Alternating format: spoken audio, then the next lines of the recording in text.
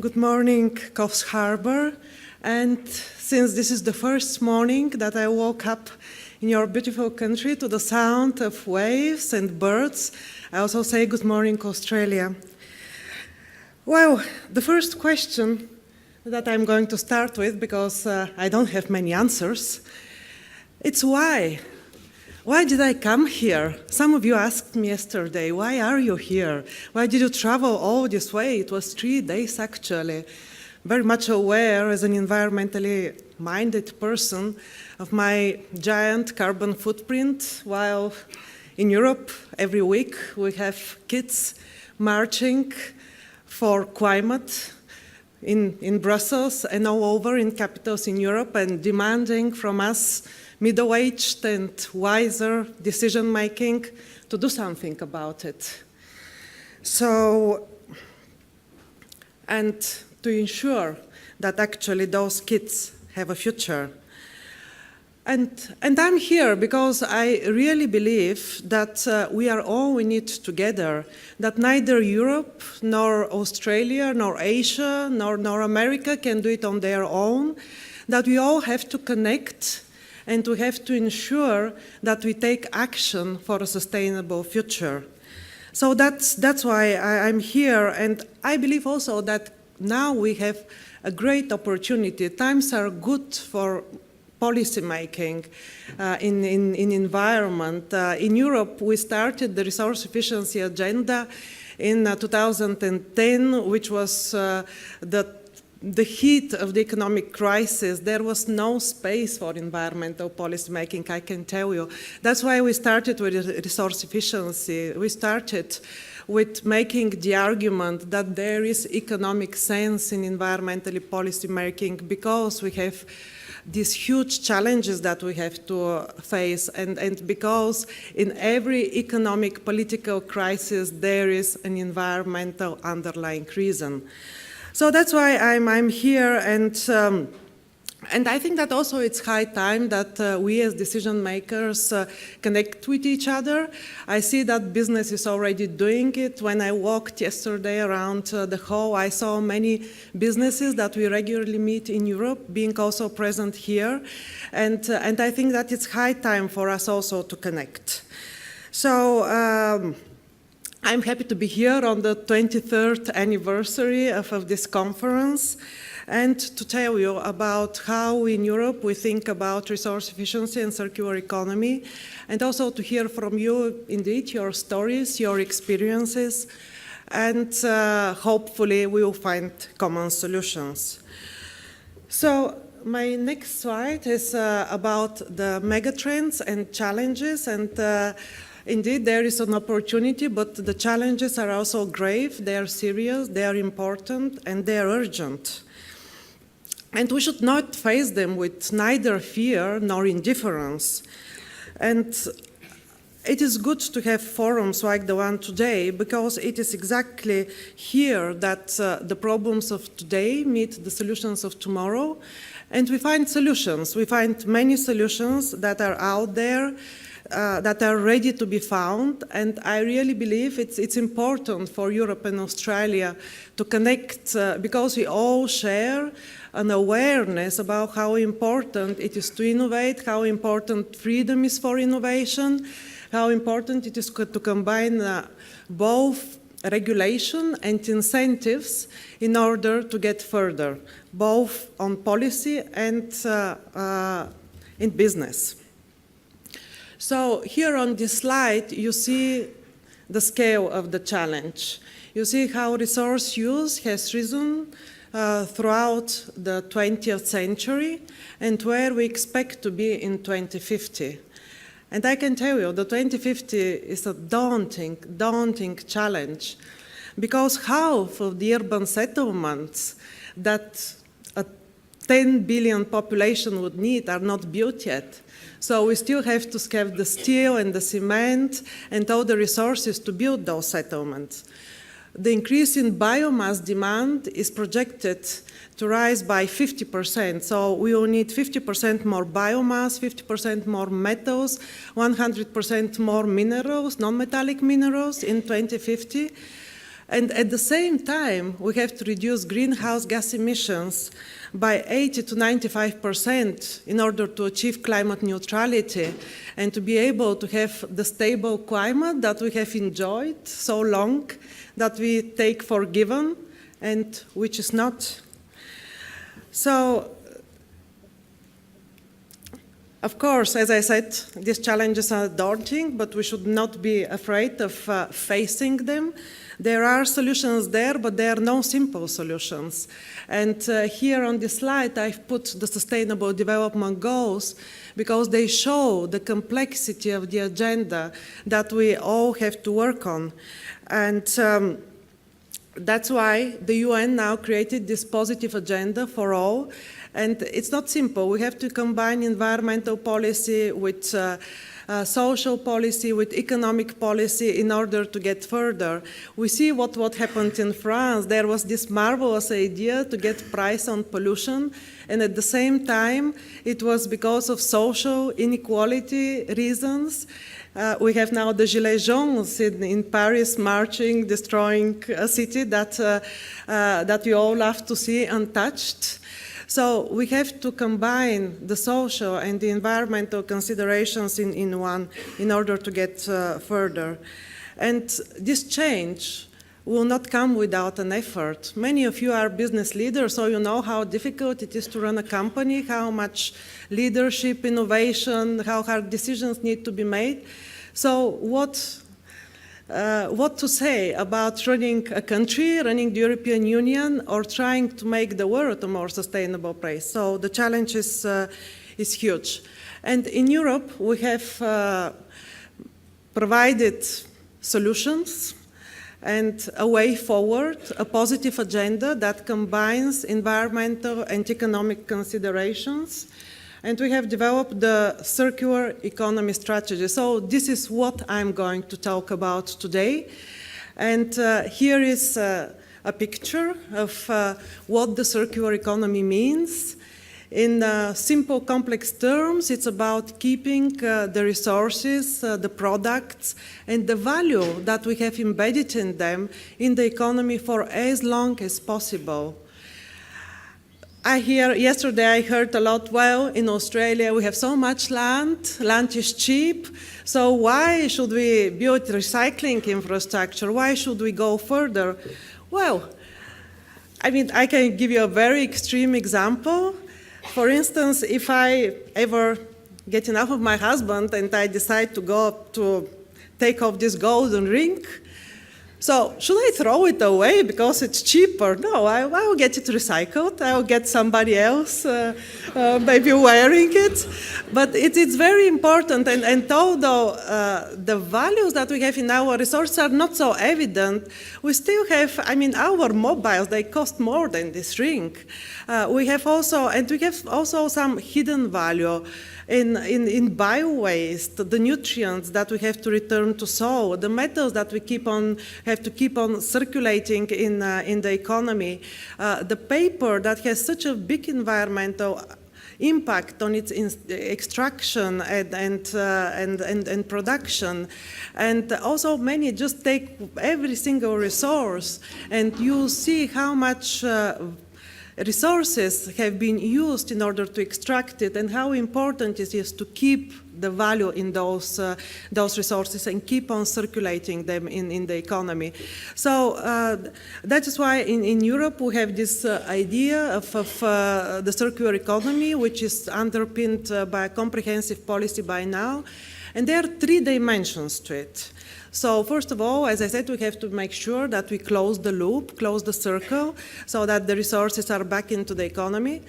But we also have to slow the circle, because the speed with which we turn raw materials into waste is fascinating. Again, an extreme example. Imagine the life of a stirrer. The life of a stirrer is several seconds, the useful life. Basically, we extract the wood or the plastic, we transport it, we process it, and we make this stirrer, and then we take it, we stir our coffee, and we throw it away.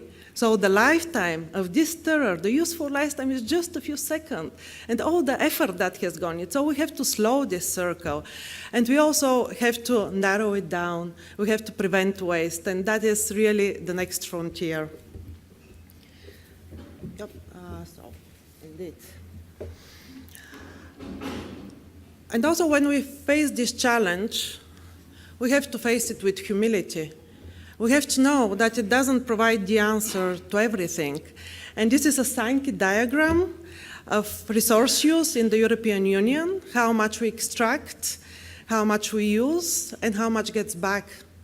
The level of circularity of Europe with all our policies and achievement is estimated at 12%, because a lot of resources go for energy use, and this is where we have the climate agenda.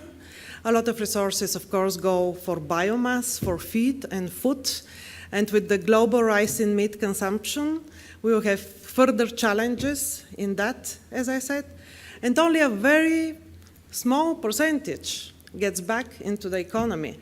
But it doesn't mean that we have to act on it. We just have to know our role. And our role is making sure that all these valuable materials get back. And it's also for other policies to make sure that all these other resources that we see here are also diminished so that we go for sustainable development. Sorry. And then the next question is how?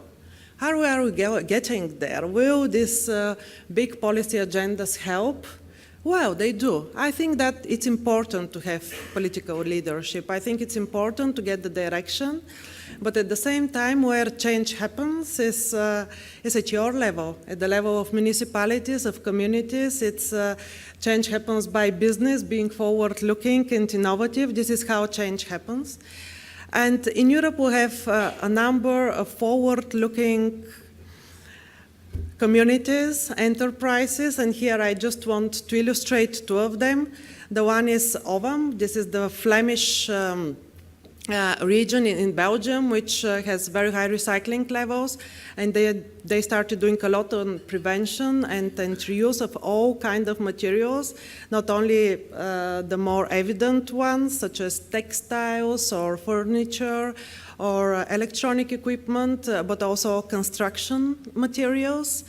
And they are pushing the boundaries of sustainability further. They have zero waste households, or households that really aim at producing zero waste at the end of the year, or just at the very minimum of that. And here we also have the example of Kuntarina. These are just two examples, which managed to achieve the waste collected for recycling to already 85%, and their goal is 97% by 2022. And their goal is to reduce the residual waste, so the waste that doesn't go for recycling, to 10 kilograms per person per year. So these are very ambitious goals, but as long as we have these specific ambitious goals, I believe that we can also get there. So next we go to the European Union Circular Economy Plan, and here again, come from the local level, again to the more political level, we have identified 4 main areas where we have to act in order to close the loop, starting from production and design. Design is key, making products recyclable from the very outset. That is really key in order to make the economy circular. So basically everything starts with design. Our estimates show that 90% of the product life cycle is determined at the design stage. So this is a very important stage, and there we have instruments like eco-design, where we really want to get the most polluting products out of the market. And then we have also the top end, such as Eco-label, which are the sustainable products. But as such, our task as politicians is to make all products sustainable. So not to burden the consumer to make the choice, since consumers are faced with so many choices that they will not always have the time to consider what is more sustainable. Our role is really to make all products sustainable and to mobilize the necessary innovation, investment, and monitoring. And in order to do that, we have identified also 5 priority sectors, starting from biomass and bio-based products, going through plastics, food waste, construction and demolition waste, and also critical raw materials that are really necessary to get the innovation and the high added value sectors in the economy running. And this all looks very simplistic, but I can tell you this is not meant to be readable. Don't try to read it. But this is just an illustration of the EU action plan. So there are actually 54 priority actions in all these different fields that span through many, many policy fields, and we work together with our colleagues in health and consumer affairs, in growth and enterprise in order to make this agenda happen. And what I will try to focus in the remaining minutes is on our waste policy, because after all, this is a waste conference, and it's important, as I said, to have concrete action in all policy fields. This is again a picture of few policies on waste. Waste policy in the European Union started in 1975. In order to prevent a race to the bottom, it started as a competitiveness policy, in order to ensure that all the businesses have a common level playing field and there is no race to the bottom. Since then, waste policy has become about a race to the top, actually. So now we have the waste hierarchy, and then this just shows you the complexity also of waste policy, where we have a waste framework directive, we have a shipment regulation, we have certain instruments that regulate incineration, landfilling, and also instruments on streams such as packaging, batteries, electronic equipment, sewage sludge, and mining waste.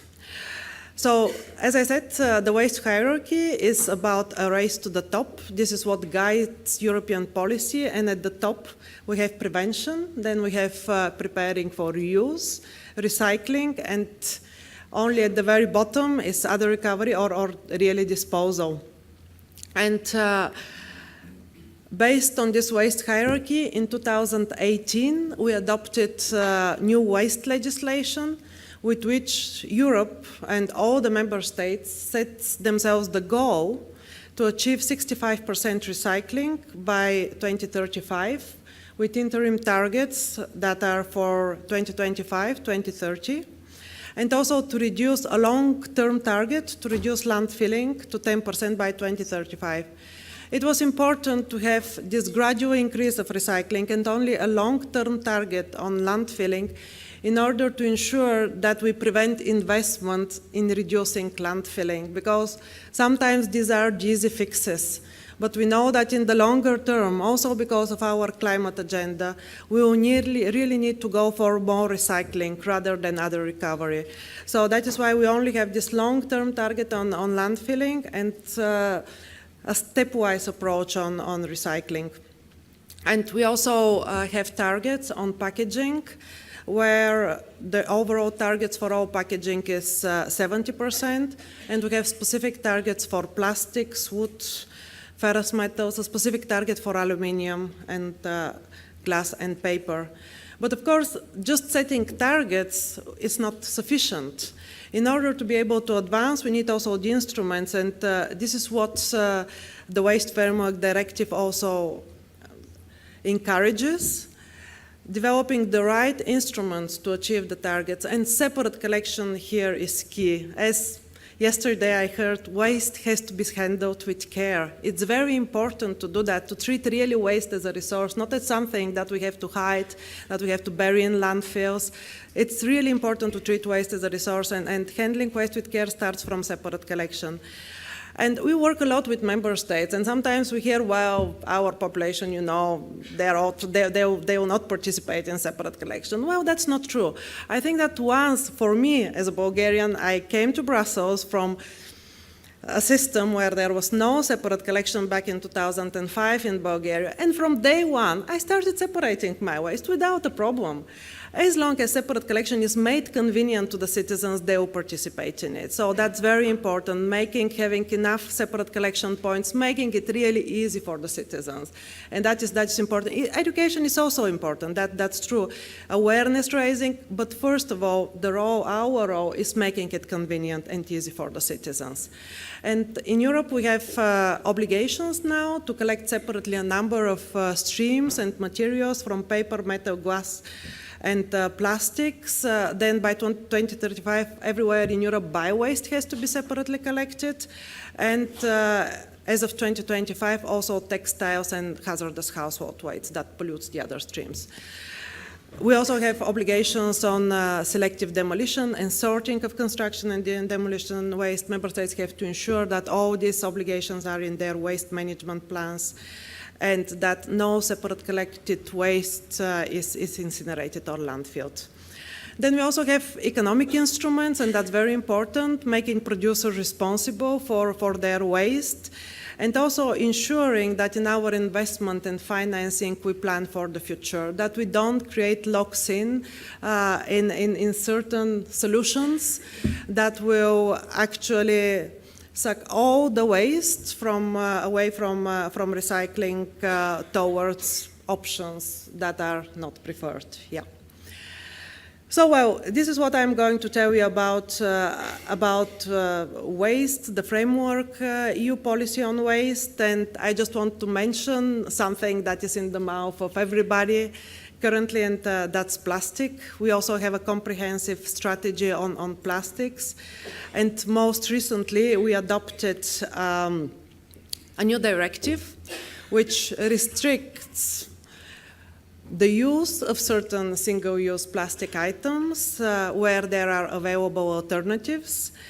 And it also envisages a number of measures on other plastic products where there are no suitable alternatives, such as prevention measures, design requirements, tethered caps, recycled content. The objective is to have 30% recycled content in beverage bottles by 2030 in Europe, and also making producers responsible not only for recycling, but also for cleanup and littering. So, as I said, what is the next frontier? That is waste prevention. And this is really where we would like to work on during the next Commission mandate. Of course, everything, as here in Australia, we have elections, European election in Europe as well. And a lot depends on what kind of European Parliament we'll have. But the next frontier, in any case, would remain ensuring that waste is prevented. And since I still want to leave some moments for questions, I will stop here, and you can learn more about the circular economy via these links. Thank you.